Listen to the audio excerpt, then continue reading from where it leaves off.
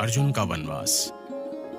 इंद्रप्रस्थ के राजमहल में महाराज युधिष्ठिर सहित पांचों पांडवों अपनी प्रिय पत्नी अनिंद्य सुंदरी द्रौपदी के साथ सुखपूर्वक रह रहे थे। द्रौपदी को एक वरदान के कारण 5 पतियों का वरण करना पड़ा था।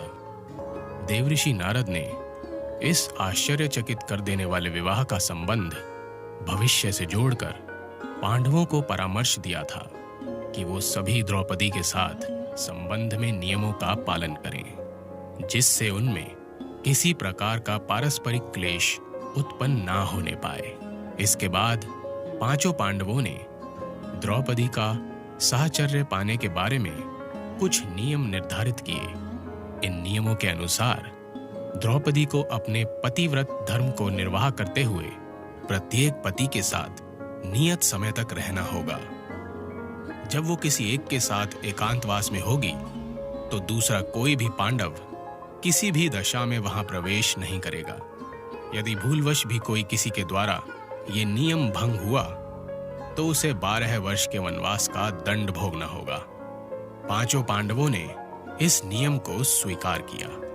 दैवयोग से एक दिन एक दरिद्र ब्राह्मण की गायों को कुछ लुटेरों ने छीन लिया। वो रोता हुआ पांडवों के पास आया। उस समय अर्जुन से उसकी भेंट हुई तो उसने अपनी व्यथा उन्हें कह सुनाई। हे कुंती नंदन, धर्मराज युधिष्ठिर के न्याय और धर्म की कीर्ति 10 दिशाओं में फैल रही है। फिर भी आज कुछ निरंकुश लुटेरों ने अजय पांडवों का भय ना मानकर मुझ दीन ब्राह्मण की गायें बलात् छीन ली हैं। ब्राह्मण ने विनती करते हुए कहा, हे श्रेष्ठ धनुर्धर, आपके बल के समक्ष किसका बल है? कृपा करके मुझ दीन ब्राह्मण को न्याय प्रदान करें। विप्रवर, आप निश्चिंत रहें और हृदय को मलिन ना करें। अर्जुन ने ब्राह्मण को सांत्वना देते हुए कहा, धर्मराज के राज्य में प्रजा को कष्ट देने वालों को कठोर दंड भोगना पड़ता है। उन म्लेच्छ लुटेरों को भी अपनी करनी का दंड अवश्य भोगना पड़ेगा। आप मुझे बताएं कि वो दुष्ट किस दिशा में गए हैं और आप चैन से रहें। मैं शीघ्र ही आपकी गायें आपको लाकर देता हूं। ब्राह्मण ने संपूर्ण वास्तु स्थिति से उन्हें परिचित करा दिया। ब्राह्मण की बात सुनकर कुछ क्षण अर्जुन ने विचार किया और फिर सेवकों को आज्ञा देकर ब्राह्मण को सम्मान के साथ अतिथि गृह में भेज दिया। अर्जुन के अस्त्र शस्त्र महल में रखे थे, अतः अपने अस्त्र शस्त्र लाने के लिए उन्होंने महल में प्रवेश किया, परंतु शीघ्र ही उन्हें ठिठक कर रुक जाना पड़ा। जिस कक्ष में उनके अस्त्र शस्त्र रखे थे उसमें अब द्रौपदी और युधिष्ठिर एकांतवास कर रहे थे। नियम के अनुसार अर्जुन उस कक्ष में जाने के लिए प्रतिबंधित थे। वहां जाने पर नियम अनुसार उन्हें 12 वर्ष का वनवास भोगना निश्चित था। वहां जाए बिना याचक ब्राह्मण का हित साधना संभव न था। अर्जुन के समक्ष धर्म संकट की स्थिति उत्पन्न हो गई थी। अर्जुन ने विचार किया कि याचक ब्राह्मण और प्रजा की रक्षा का कर्तव्य ऐसे किसी भी नियम से बड़ा था जिसे तोड़ने पर दंड मिलता। अंततः दंड का भय त्याग कर अर्जुन ने क्षति योचित व्यवहार करते हुए उस कक्ष में प्रवेश किया। वहां से अपने अस्त्र शस्त्र लेकर ब्राह्मण की गायें ले जाने वाले दुष्ट लुटेरों के पीछे चले गए। अर्जुन का अश्व द्रुत गति से दक्षिण दिशा में दौड़ा जा रहा था।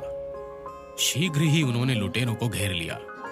अपने सम्मुख पांडुपुत्र अर्जुन को देखकर लुटेरों को मृत्यु का भय सताने लगा और वो ब्राह्मण की गायों को छोड़कर प्राण बचाते हुए इधर उधर भागने का प्रयास करने लगे। अर्जुन ने अपने स्थान पर खड़े होकर ऐसी धनुर्विद्या का प्रदर्शन किया कि कोई भी दस्यु अपने स्थान से तिल भर भी ना हिल सका। अर्जुन ने सबको बंदी बना लिया और गायों सहित उन सबको लाकर महाराज युधिष्ठिर के दरबार में प्रस्तुत किया।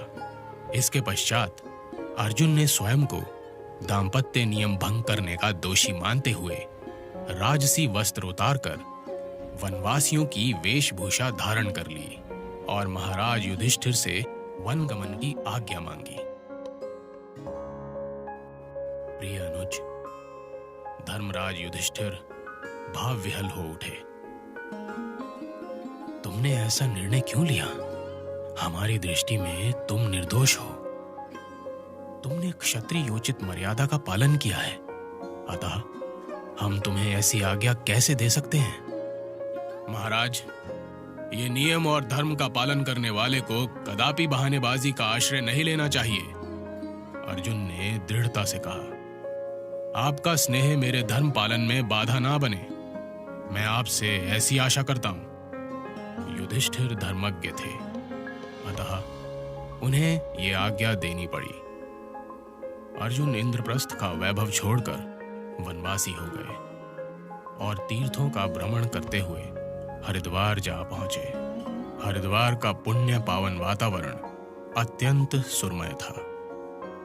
अनेक विद्वानों, संतों और ऋषि मुनियों के दर्शन पाकर अर्जुन कृतार्थ हो गए। पतित पावनी गंगा से नित्य प्रति स्नान करने का सुअवसर बड़े पुण्य भागी को मिलता है। एक दिन अर्जुन ने प्रातः काल भागीरथी में स्नान के निमित्त डुबकी लगाई तो स्वयं को किसी पाश में बंधा अनुभव किया, जो उसे जल की अनंत गहराइयों में लिए जा रहा था। बहुत प्रयास करने पर भी अर्जुन को बंधन मुक्त होने से सफलता नहीं मिली। अंततः उन्होंने स्वयं को एक भव्य महल में पाया, जिसमें चारों ओर नाग कन्याएं विचरण कर रही थी। नागलोक में आपका स्वागत है महाबली अर्जुन। एक अनिंद्य सुंदरी नाग कन्या ने अर्जुन को प्रेम पूर्वक निहार कर कहा, मैं ऐरावत वंश के नागराज कौरव की कन्या उल्पी हूं। मैं आपको प्रथम दृष्टया ही आप पर आसक्त हो गई और आपके प्रेम में वशीभूत होकर मैं आपको यहां ले आई। मैं प्रेम में विवश हूं, अतः मुझसे ये अपराध हुआ, परंतु आप मुझे दया की पात्र समझें और अपने प्रेम से मेरे हृदय को सिंचित करें। अर्जुन ने उस प्रेम पुजारिन की दशा समझते हुए उसके प्रेम प्रस्ताव को स्वीकार किया और उस रात्रि उल्पी के दिव्य महल में विहार किया। जब अर्जुन वहां से चले तो उल्पी ने उन्हें सभी जलचरों से अभय दान का वर दिया और अपने प्रेम को चिरस्मरणीय रखने का प्रण किया। हरिद्वार में कुछ समय व्यतीत करने के पश्चात अर्जुन ने अपनी यात्रा आगे बढ़ाई और वहां से अगस्त्य वट, वशिष्ठ पर्वत आदि कई पुण्य तीर्थों के दर्शन करते हुए आगे बढ़े। अंग, बंग आदि देशों का भ्रमण करते हुए वो कलिंग देश जा पहुंचे। कलिंग देश के राजा चित्रवाहन ने उनका भव्य स्वागत किया और अपने महलों का आतिथ्य स्वीकार करने की प्रार्थना की। राजन, इस समय मैं वनवासी हूं। अर्जुन ने अपनी स्थिति स्पष्ट करते हुए कहा, इस नियम के अनुसार मुझे पृथ्वी लोक के किसी भी नरेश का वैभवपूर्ण आतिथ्य अस्वीकार है। अतः मैं आपके इस सुरमय वन में कुछ समय व्यतीत करने की आज्ञा चाहता हूं। राजा चित्रवाहन ने अर्जुन को सहर्ष आज्ञा दे दी।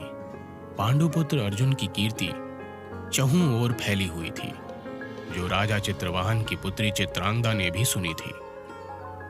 जब उसने सुना कि राजसी उद्यान में अर्जुन ठहरे हुए हैं, तो वो उनकी एक झलक पाने का लोभ सवरण ना कर सकी। जब वो उद्यान में अपनी सखियों के साथ पहुंची, तो अर्जुन का कामदेव जैसा स्वरूप देखकर उनके प्रेम में बंध गई। कुछ ऐसी ही दशा अर्जुन की भी हुई। चित्रांगदा का रूप लावण्य अप्सराओं जैसा था। अर्जुन का हृदय भी उसके प्रेम में आसक्त हो उठा। चित्रांगदा जब अपने महल में लौटी, तो जैसे वो अपना सब कुछ उद्यान में छोड़ आई थी। अब वो उदास रहने लगी। राजा चित्रवाहन को जब इसके बारे में पता चला, तो वो गहन सोच विचार के बाद अर्जुन के पास गए। हे नरश्रेष्ठ, राजा चित्रवाहन अर्जुन से बोले, मेरी पुत्री चित्रांगदा आपसे अतिशय प्रेम करने लगी है। इसी प्रेम के कारण वो खाना पीना सोना और मुस्कुराना तक विस्तृत कर चुकी है। आप मुझ पर कृपा करें और मेरी पुत्री का वरण करें, अन्यथा वो यूं ही अपने प्राण त्याग देगी। महाराज, अर्जुन ने विनयपूर्वक कहा, सत्य तो ये है कि मैं स्वयं भी चित्रांगदा से विवाह करने का इच्छुक हूं, परंतु आपके वंश की परंपरा के कारण संकोच में था। आप ठीक कह रहे हैं कौन्ते, चित्रवाहन गंभीरता से बोले। हमारे वंश में कन्या का विवाह पुत्री का धर्म के अनुसार किया जाता है। आप हमारी प्रार्थना स्वीकार करें और हमारी पुत्री के प्रेम तथा हमारी परंपरा दोनों का सम्मान रखें। अर्जुन ने राजा चित्रवाहन का निवेदन स्वीकार किया और चित्रांगदा का वरण किया। वहां अर्जुन कई वर्ष तक अपनी पत्नी के साथ सुखपूर्वक रहे। इस अवधि में चित्रांगदा के गर्भ से अर्जुन को पुत्र रतन की प्राप्ति हुई, जिसका नाम वृभुवाहन रखा गया। इसके बाद अर्जुन अपनी पत्नी और पुत्र को कलिंग में ही छोड़कर तीर्थाटन के लिए निकल पड़े। अब अर्जुन के हृदय में अपने प्रिय सखा और इष्ट द्वारकाधीश भगवान श्री कृष्ण से मिलने की उत्कंठा जागृत हो उठी थी। द्वारका पश्चिमी समुद्र तट के तीर्थों में सबसे भव्य तीर्थ और सुंदर नगरी थी। भगवान श्री कृष्ण की राजधानी द्वारका वास्तुशिल्प का ऐसा अद्भुत नमूना थी जिसकी तुलना सोने की लंका से की जाती थी। अर्जुन का हृदय अब द्वारका नगरी को देखने और भगवान श्री कृष्ण के दर्शन करने के लिए व्यग्र था। अतः वो शीघ्रता पूर्वक डग भरते हुए प्रभास क्षेत्र की ओर चल पड़े। आप सुन रहे हैं कुकू एफएम, एमआई राजस्वी की लिखी किताब महाभारत के महारथी वीर अभिमन्यु, और मैं हूं आरजे हिमांशु राणा। कुकू एफएम, सुने जो मन चाहे।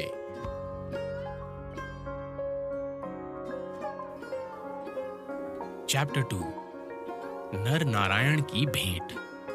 द्वारकाधीश भगवान श्री कृष्ण वैसे तो अंतर्यामी हैं और संसार में क्षण क्षण घटित होने वाली घटनाओं के सूत्रधार हैं, परंतु जैसे ही उन्हें अपने परम प्रिय सखा कुंती नंदन अर्जुन के प्रभास क्षेत्र में आगमन की सूचना मिली तो वो मानवीय हो उठे और प्रसन्नता से भर गए। श्री कृष्ण और अर्जुन के बीच आदर्श मित्रता थी। दोनों में एक दूसरे के प्रति अपार स्नेह था और अपार श्रद्धा थी। वास्तव में अर्जुन और श्री कृष्ण नर नारायण का अवतार थे, जो विशेष प्रयोजन से धरती पर जन्मे थे। दुष्टों, दुराचारियों और पापियों से पीड़ित धरा का भार संतुलन करने के लिए ही नर नारायण की ये जोड़ी अवतरित हुई थी। वैसे भी दोनों में रक्त का संबंध था। अर्जुन की माता कुंती भगवान श्री कृष्ण की बुआ थी। नर अर्जुन की नारायण श्री कृष्ण पर अटूट श्रद्धा थी। विधान के अनुसार भगवान श्री कृष्ण को आतताई कंस का वध करके शेष कार्य अर्जुन के द्वारा संपन्न करना था।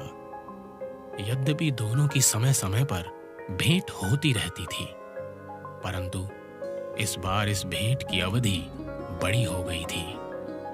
बहुत समय के बाद अर्जुन द्वारका आ रहे थे। श्री कृष्ण ने तत्काल सभी नगरवासियों को अर्जुन के स्वागत के लिए तैयार रहने की आज्ञा दी और स्वयं प्रभास क्षेत्र जाकर अपने परम सखा की अगवानी करने की तैयारियां कर दी। पटरानी रुक्मणी सहित सभी रानियां तैयार होने लगीं। कृष्ण का उत्साह दर्शनीय था।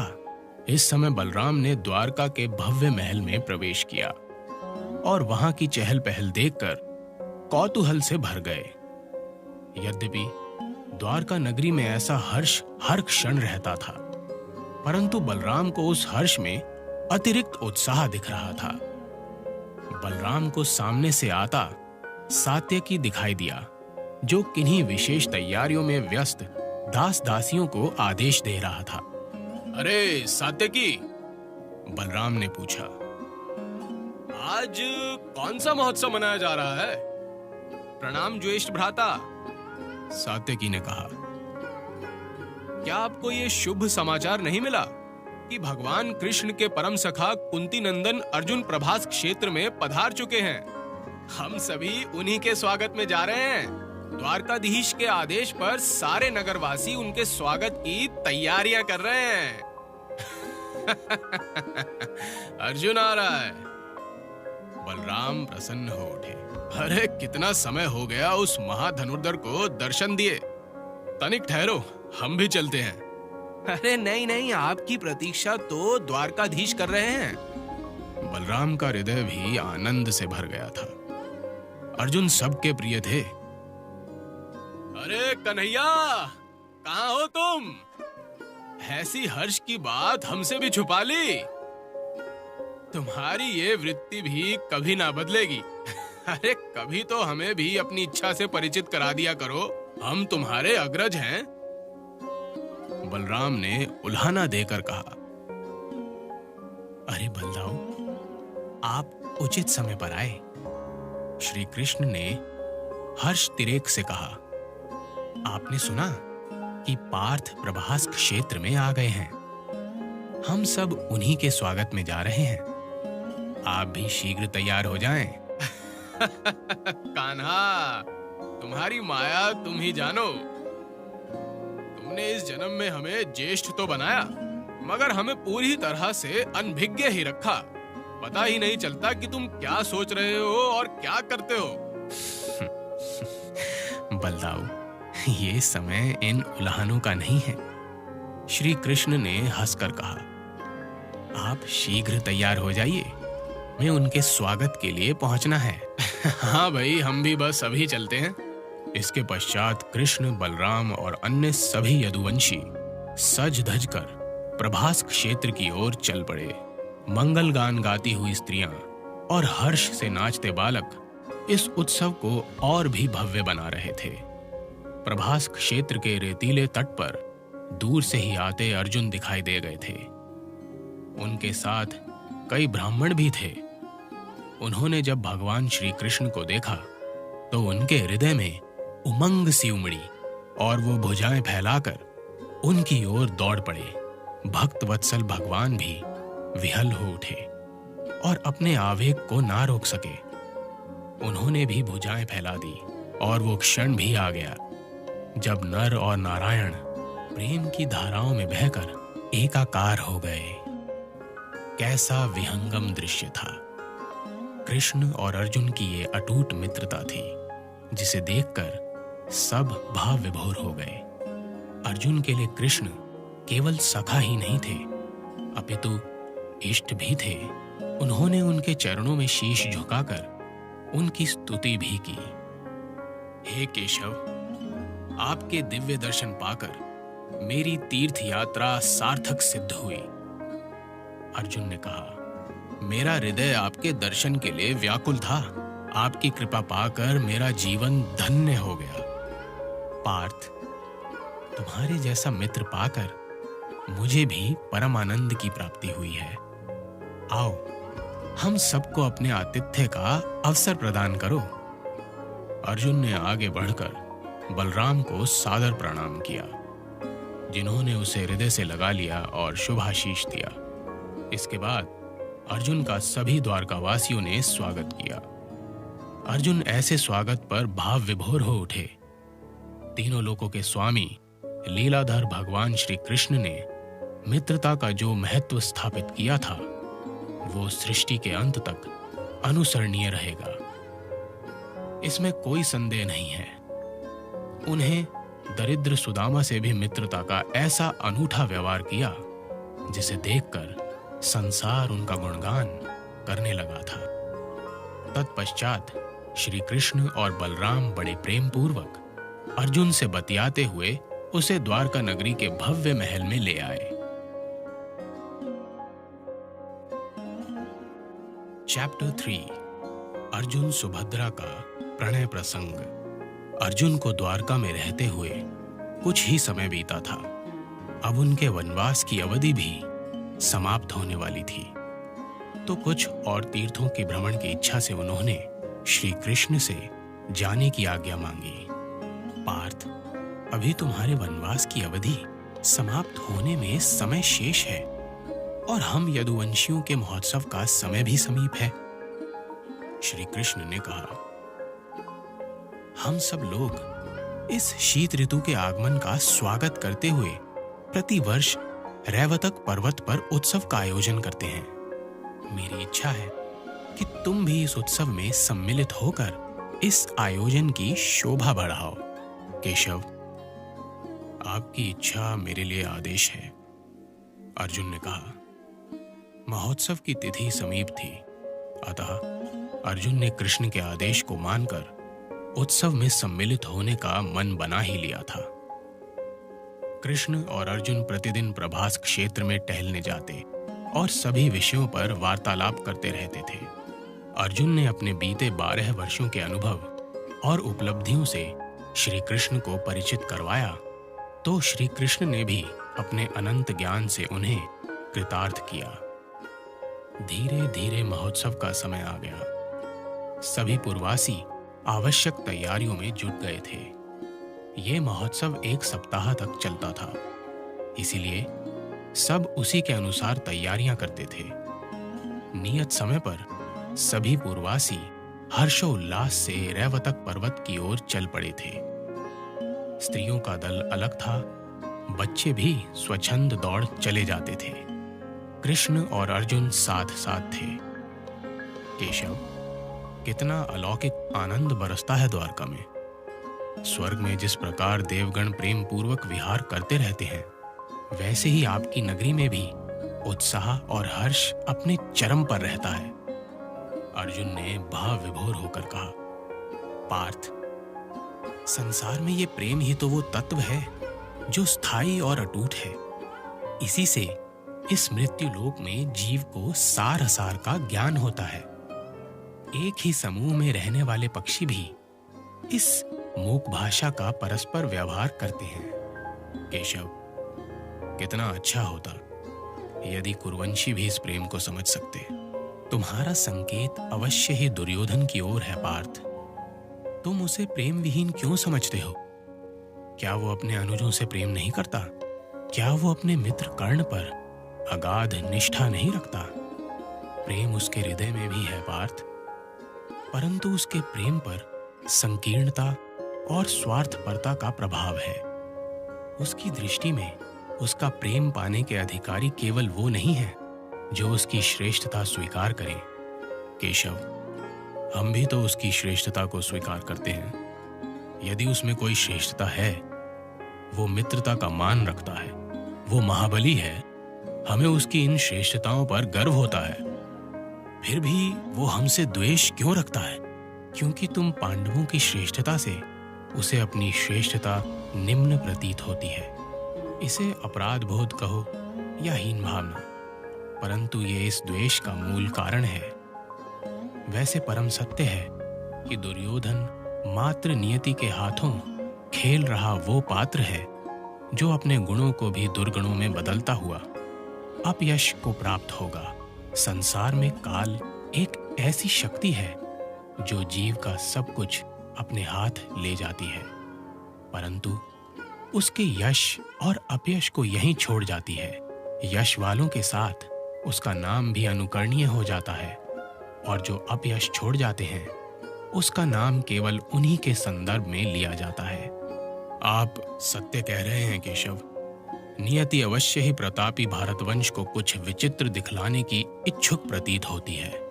धनंजय, धैर्य धारण करो, सब सामने आ जाएगा।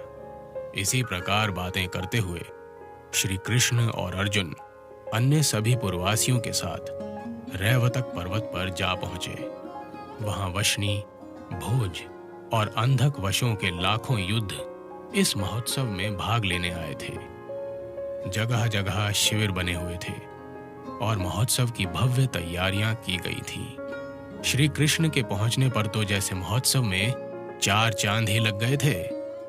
प्रधान यदुवंशी अक्रूर, सारण, गद, प्रभु, उद्धव, हार्दिक्य, बलराम, सात्यकी, आदि एक दूसरे से गले मिलकर कुशल क्षेम पूछ रहे थे। नर नारायण का एक साथ दर्शन पाना उनका सौभाग्य था। श्री कृष्ण की सभी स्तुति कर रहे थे तो अर्जुन को हृदय से लगाकर अपने भाव प्रकट कर रहे थे। सबका परस्पर मिलन होने के बाद महोत्सव आरंभ हो गया। पार्थ, श्री कृष्ण ने अपनी चिर परिचित रहस्यमयी मुस्कुराहट से कहा, ये आयोजन विशाल क्षेत्र में है और हर स्थान पर रस बरसता है।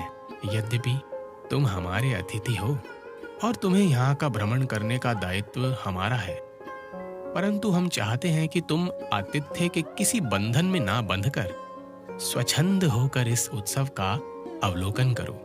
हमारा अभिप्राय तो समझ रहे हो ना केशव? आप बड़ी रहस्यपूर्ण बातें करते हैं, परंतु आपकी संगति में रहकर मैंने कुछ बातों का अर्थ निकालना जान लिया है। अब आप चाहते हैं कि मैं आपसे दूर रहकर इस उत्सव का आनंद उठाऊं? अर्जुन ने हंसकर कहा, कौन्ते, ये हमारा अभिप्राय था। वास्तव में इस महोत्सव की मनोरमता स्वच्छंदता में ही निहित है।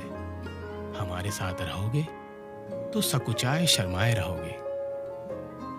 इस आनंदोत्सव में किसी प्रकार का भी बंधन नीरसता को उत्पन्न कर देगा। आपकी बातें पूरी तरह से तो समझ में नहीं आती केशव, परंतु इतना अवश्य है कि आपकी हर बात में कोई प्रयोजन अवश्य छुपा रहता है। उस प्रयोजन की खोज तुम स्वयं जाकर करो पार्थ। अर्जुन ने हंसकर श्री कृष्ण की मंद मंद मुस्कान का अर्थ समझने में चेष्टा तो की, परंतु कुछ समझ नहीं पाए। उन जगत नियंता लीलाधर की बातों का अर्थ समझना सरल भी कहाँ था। स्वयं बलराम भी नहीं समझ पाते थे। अर्जुन स्वयं भी यही चाहते थे कि उस भव्य महोत्सव का आनंद तो आतिथ्य बंधन से विमुक्त होकर ही प्राप्त किया जाना चाहिए। शायद ये मनोभाव उनके नेत्रों में परिलक्षित हो गए थे और सर्वव्यापी जगदीश्वर ने उन्हें ताड़ लिया था। श्री कृष्ण की आज्ञा लेकर अर्जुन उस भव्य उत्सव का स्वतंत्र अवलोकन करने चल पड़े। वास्तव में इस समय वहां की शोभा इंद्र की अमरावती के समान ही थी। हर्ष और उत्साह का जो चरम था, उसमें और भी भव्यता वहां विचरित अप्सराओं के समान यदुकुल की कन्याएं भर रही थीं। सौंदर्य और स्वच्छंदता का आकर्षक परंतु मर्यादित सम्मिश्रण था। नव यौवनाओं के हंस परिहास, मधुर हंसी, चिताकर्षक चितवन और अप्रतिम सौंदर्य ने उत्सव को दिव्य बना दिया था। अर्जुन उस भव्यता पर मुग्ध थे। ऐसा नहीं था कि ऐसे उत्सवों में वो पहले सम्मिलित नहीं हुए थे, परंतु इस प्रकार का अनुभव पहली बार हुआ था। मेले में घूमते फिरते अर्जुन का युवा हृदय कुछ विचित्र भावों से घिरा था। उनकी दृष्टि उस भव्यता में भी चरम भव्य की खोज करती प्रतीत हो रही थी। जगह जगह वेदियों में अग्नि प्रज्वलित थी और मंत्रोच्चार हो रहे थे। संकीर्तनों की सुमधुर ध्वनियां वहां के भव्य वातावरण को धर्ममय कर रही थी। अचानक अर्जुन ठिठक गए। भव्यता के चरम की एक झलक ही उन्हें दृष्टिगोचर हो पाई थी, जिसने उनके हृदय को झंकृत कर दिया था। वो उस ओर ही बढ़ चले। हृदय में विकलता और संशय ने स्थान कर लिया कि इस विशाल भीड़ में उस भव्य और झंकृत कर देने वाले मुखमंडल को वो पुनः खोज भी सकेंगे। उन्हें तो वो स्वर्ण की भांति दमकती केश राशि ही एकमात्र खोज चिन्ह के रूप में स्मरण थी, क्योंकि चंद्रमा के समान मुख की झलक तो उन्हें क्षण भर ही मिल पाई थी। इस आधार पर उन्हें ये भ्रम भी हो रहा था कि शायद स्वर्ग की कोई अप्सरा उस उत्सव में भगवान श्री कृष्ण के निमंत्रण पर आई हो सकती है, जिसे उन्होंने देखा है। फिर भी हृदय में उसे पुनः देखने की इच्छा थी। अपनी व्याकुल दृष्टि से वो इधर उधर देखते हुए आगे बढ़ रहे थे। जाने कब उनकी कामना ने प्रार्थना का रूप ले लिया और वो अपने इष्ट श्री कृष्ण से प्रार्थना करने लगे कि उस भव्य स्वरूप का दर्शन हो जाए। श्री कृष्ण का तो अर्जुन पर अगाध स्नेह था। अर्जुन एक रमणीक सरोवर के पास पहुंचे और उनका हृदय प्रफुल्लित हो गया। वो स्वर्ण केश राशि से युक्त नवयौवना अपनी सहेलियों के साथ सरोवर के जल को अपनी अंजुली से एक दूसरे पर फेंक रही थी।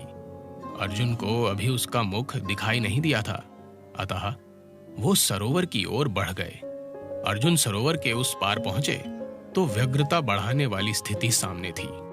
नवयौवना ने अपना चेहरा हाथों से ढक रखा था और दाएं कंधे की ओर झुका था, जिससे केश राशि ने उसे ढक लिया था। उसकी सखियां उस पर जल उछाल रही थीं और इसी कारण वो अपने बचाव में व्यस्त थी। अर्जुन ने अपनी व्याकुलता को वश में करने के लिए स्वयं को विवश पाया। अचानक जैसे घटनाएं घटीं और 14वीं का चांद अपनी संपूर्ण कलाओं से चमका। अर्जुन उस रूप और सौंदर्य को देखकर स्तंभित रह गए। उन्होंने उर्वशी को देखा, रंभा, मेनका और अन्य देवांगनाओं को भी देखा था, परंतु जो अप्रतिम सौंदर्य सामने था वो उन सब की तुलना में कहीं अधिक आकर्षक था।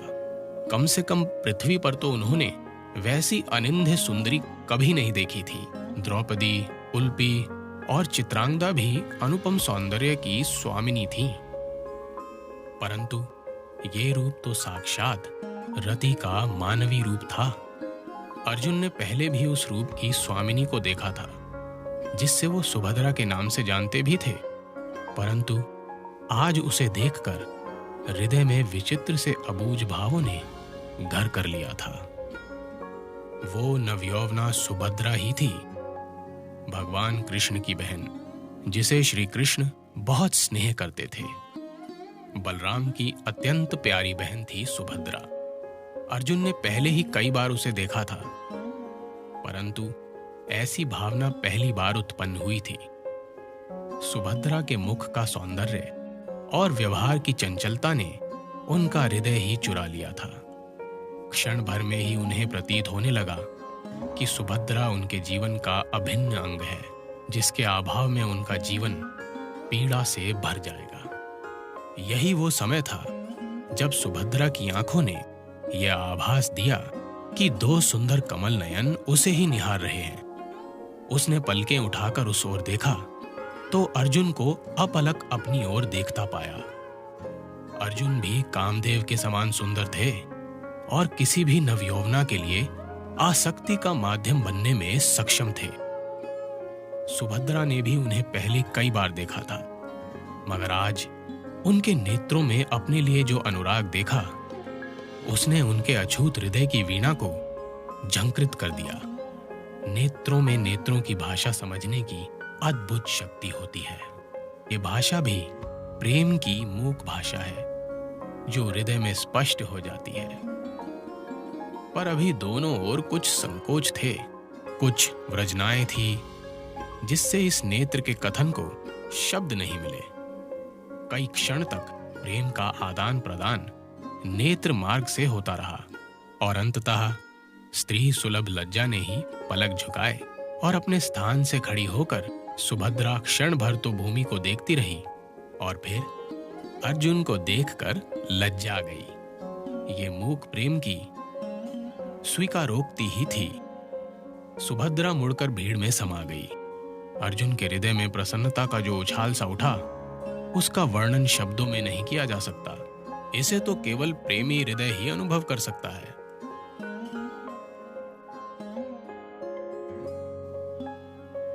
चैप्टर 4। अर्जुन को श्री कृष्ण की सलाह। रात्रि में भोज की उत्तम व्यवस्था थी।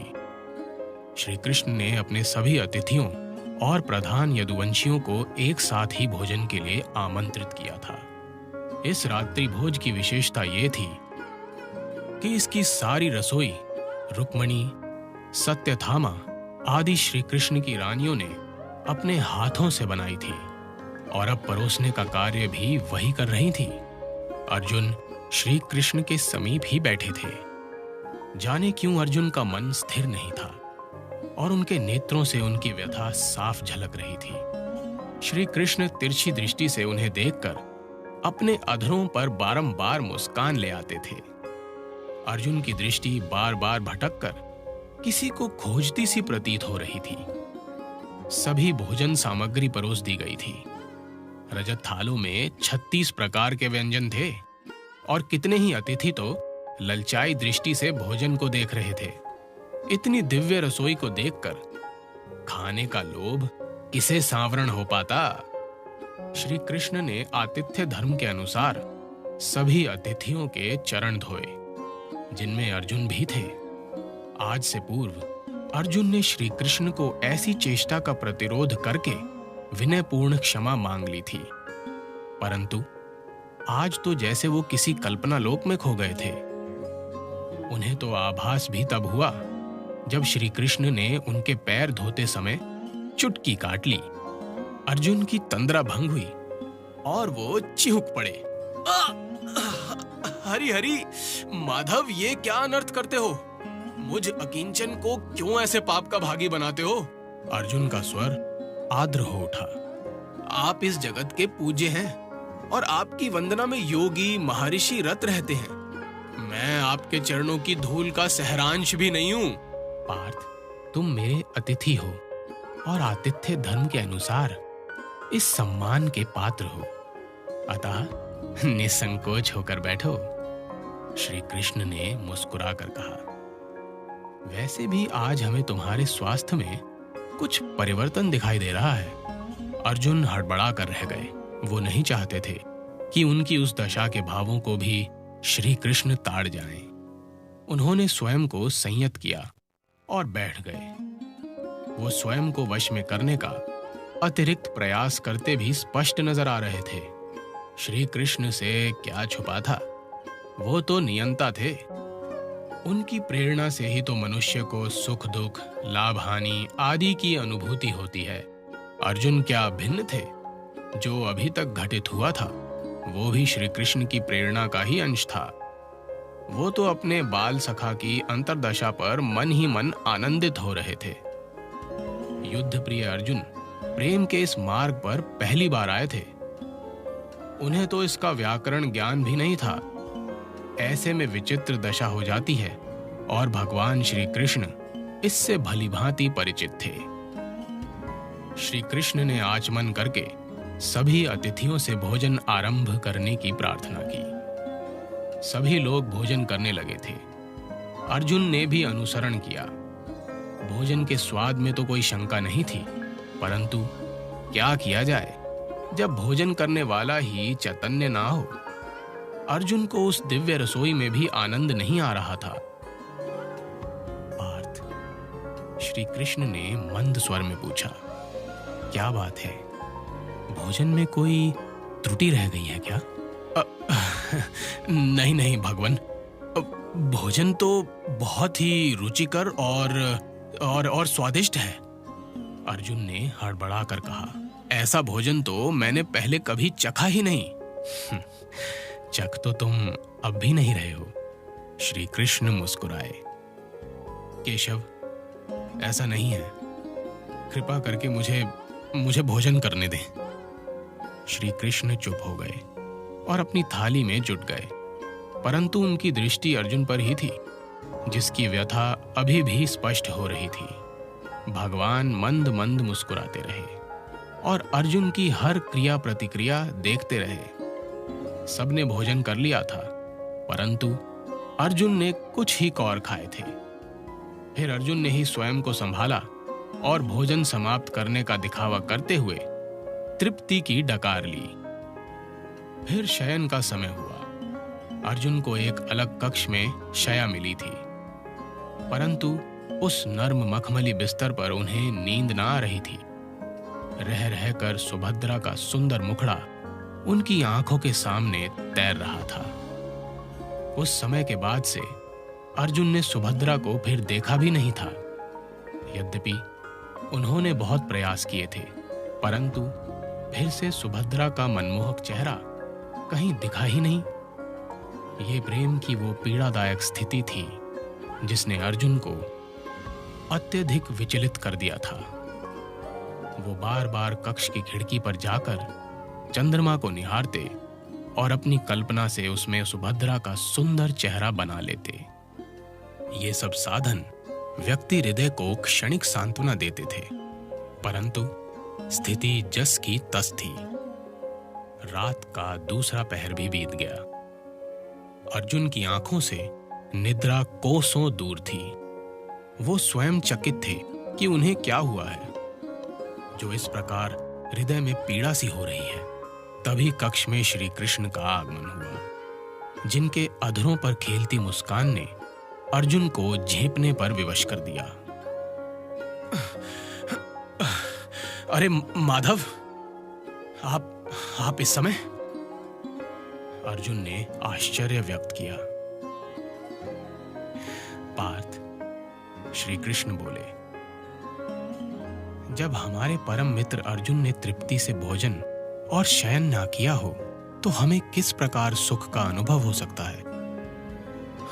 माधव, पता नहीं क्यों आज ऐसा हुआ है।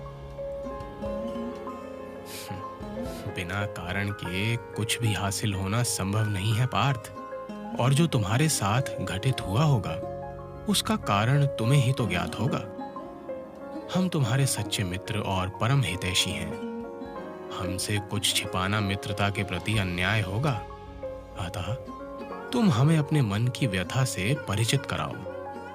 रात के तीसरे पहर तुम्हारे कक्ष में आने का हमारा यही प्रयोजन है। माधव, अर्जुन अपनी समस्या को शब्द देने का प्रयास करने लगे। पिछले 12 वर्ष से मैं भ्रमण पर हूं, और उससे पूर्व भी मुझे लोकालोक में भ्रमण का सुअवर आपकी कृपा से प्राप्त हुआ है। परंतु कभी भी मैं इस विचित्र स्थिति में नहीं फंसा। मैंने लोकालोक में कितनी ही अनिंद्य सुंदरियां देखी, मगर कभी मेरे हृदय में ऐसी आसक्ति ना हुई जैसी आज हुई है। मेरे सखा को प्रेम हुआ है, श्री कृष्ण बोले। पार्थ, कौन है वो सौभाग्यशाली कन्या जिसे देखकर तुम्हें ऐसी अनुभूति हो रही है? हमें बताओ। इस स्थान पर सभी यदु कन्याएं तुम्हारे जैसा श्रेष्ठ वर पाकर प्रसन्न ही होंगी। यदुवंशी तुमसे संबंध करने को लालायित रहते हैं। जिस कन्या के प्रेम में पड़कर तुम्हारी निद्रा उड़ गई है, उसका परिचय दो। माधव, मैंने आज से पहले भी कई बार उस रमणी को देखा था, परंतु पहले कभी मुझे ऐसी अनुभूति नहीं हुई। मैं स्वयं नहीं समझ पा रहा हूं कि ऐसा कैसे हुआ। मेरे हृदय में स्त्री के प्रति बहुत सम्मान है, और इस कारण मुझे भय भी लग रहा है कि उससे प्रेम करके मैंने कोई अपराध तो नहीं कर दिया। पार्थ, प्रेम यदि पवित्र और सच्चा है तो वो अपराध कैसे हो सकता है? प्रेम तो इस सृष्टि का मूल है। इसी से संसार में संबंधों का व्यवहार चलता है। तुम किस भय से ग्रस्त हो, तनिक हमें भी बताओ। क्या वो कन्या किसी अन्य का वर्ण कर चुकी है या करने वाली है? क्योंकि प्रेम की ये स्थिति अवश्य ही विचित्र होती है। केशव, आप मेरे परम मित्र, मार्गदर्शक और इष्ट हैं। आप सदैव मेरा हित चाहने वाले हैं। आप सब तत्वों को जानने वाले हैं, अतः आपसे ही मुझे आशा है कि मेरी वर्तमान स्थिति से आप ही मुझे उभारेंगे। मित्र अर्जुन, अब निसंकोच होकर उस कन्या का परिचय दो, जिससे हम सारी स्थिति जानकर कोई परामर्श दे सके। प्रभु, सबसे पहले तो मैं आपसे ही क्षमा चाहते हुए कहूंगा।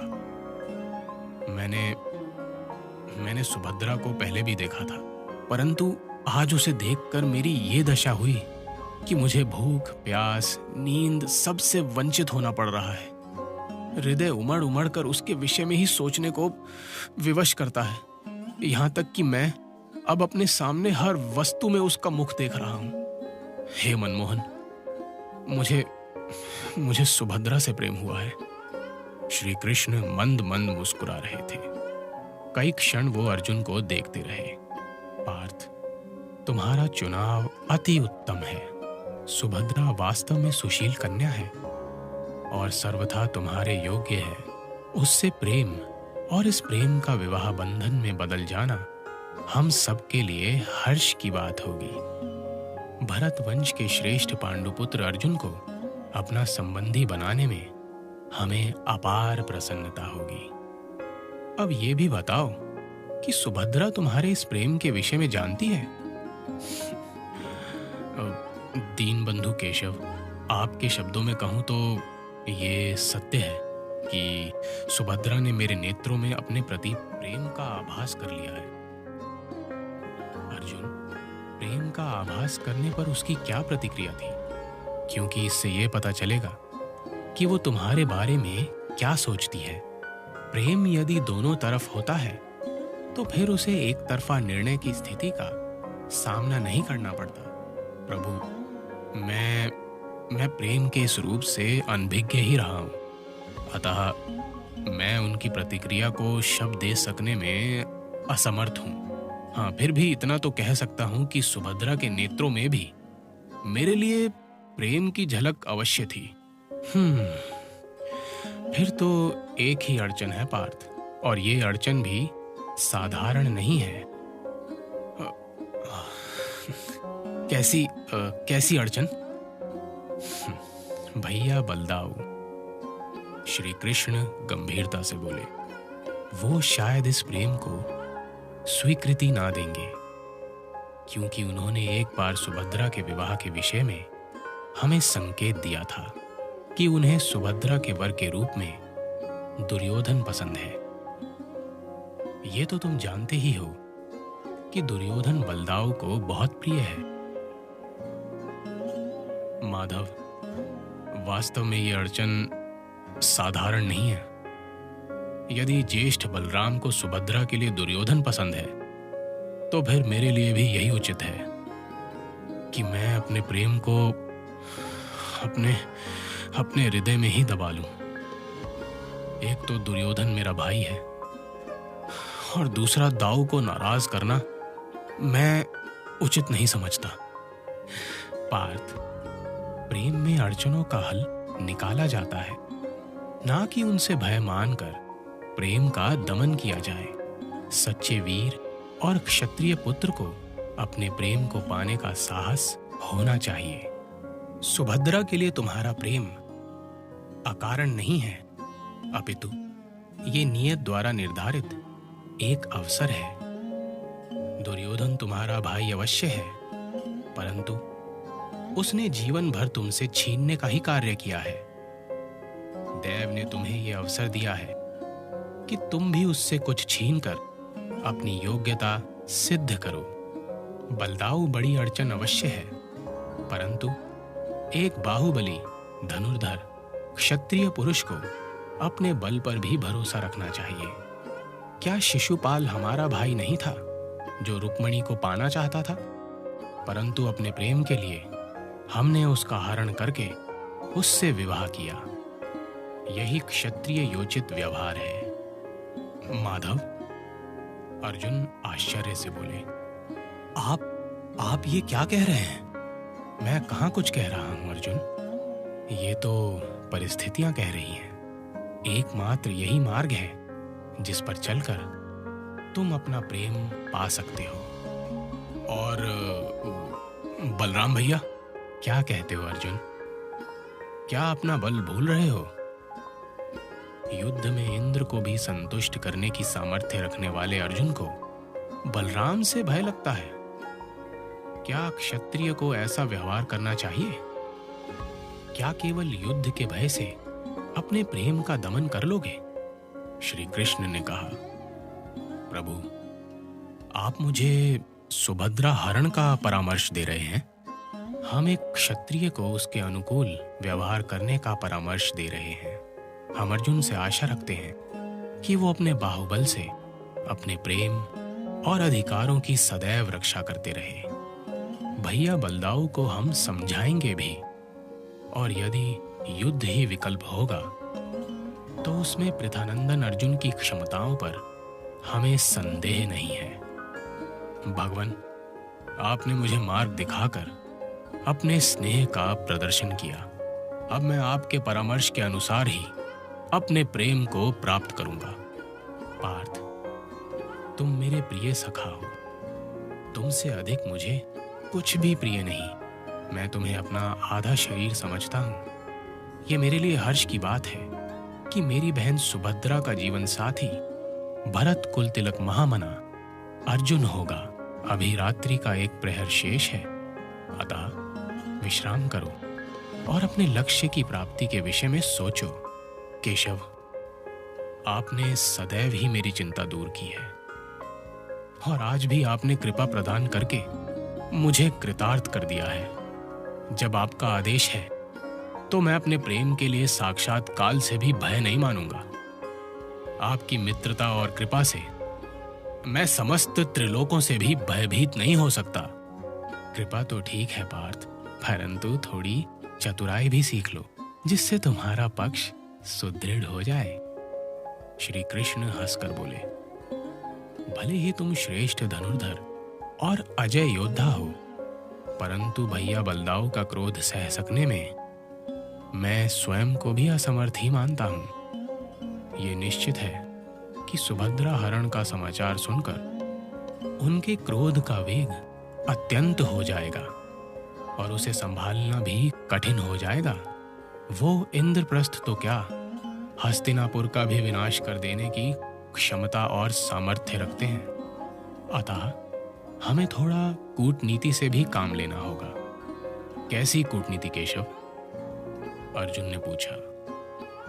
पार्थ, जब तुम सुभद्रा का हरण करके ले जाओ तो तुम्हारे रथ को चलाने वाले हाथ सुभद्रा के ही हों, अर्थात घोड़ों की रास उसके हाथ में ही हो। फिर हम भैया बलराम के क्रोध पर थोड़ा अंकुश लगा पाने में सफल हो जाएंगे। देव, आपकी लीला अपरंपार है। अर्जुन ने हाथ जोड़ दिए। वास्तव में आप समस्त नीतियों के ज्ञाता और पालक हैं। मैं धन्य हूं जो आप जैसे महान मित्र प्रेमी की मुझे मित्रता प्राप्त हुई। अब विश्राम करो पार्थ। निश्चय ही अब तुम्हें अपनी मानसिक स्थिति में कुछ संतोष प्रतीत हो रहा होगा। नाथ, जिस पर आपका स्नेह और दया हो उसे भला कौन सा क्लेश व्यापेगा।